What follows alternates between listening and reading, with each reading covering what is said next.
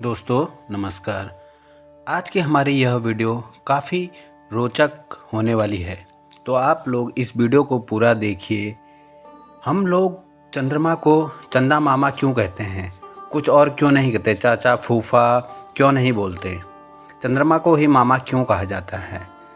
पुराने पौराणिक ग्रंथों में कहा गया है कि जब समुद्र मंथन हो रहा था तो उस समय समुद्र से काफ़ी तत्व निकले थे, जिसमें से पहली जो निकली थी लक्ष्मी माता निकली थी।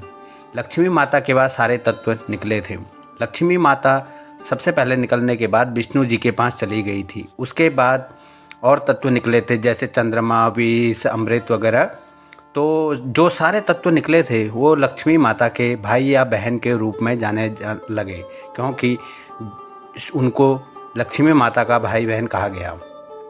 जैसे हम लक्ष्मी माता को माता कहते हैं, उसी तरह उनके पीछे जो चंद्रमा निकले थे उनको हम मामा कहते हैं। यह ग्रंथों में कहा गया है, इसी कारण से चंद्रमा को मामा कहा जाता है। और दूसरा कारण यह है कि जो हमारी धरती माता है उसके चारों ओर चंद्रमा चक्कर लगाते हैं। एक भाई की तरह चंद्रमा धरती माता की रक्षा करते हैं, इसलिए भी चंद्रमा को मामा कहा जाता है। क्योंकि धरती को हम माँ बोलते हैं तो माँ के भाई को हम मामा ही बोलते हैं, इसलिए चंद्रमा को धरती के भाई होने के कारण मामा कहा जाता है।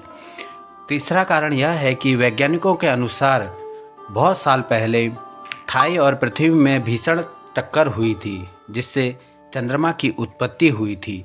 चंद्रमा में भी धरती माता की तरह पर्वत और मैदान है, और जैसे धरती माता में पर्वत हैं बड़े बड़े, उसी तरह से चंद्रमा में भी बड़े बड़े पर्वत श्रृंखलाएं हैं। इसी कारण से धरती माता के भाई होने के कारण चंद्रमा को मामा कहा जाता है। वैज्ञानिकों का मानना है कि चंद्रमा इसी कारण से भाई के रूप में प्रसिद्ध हैं।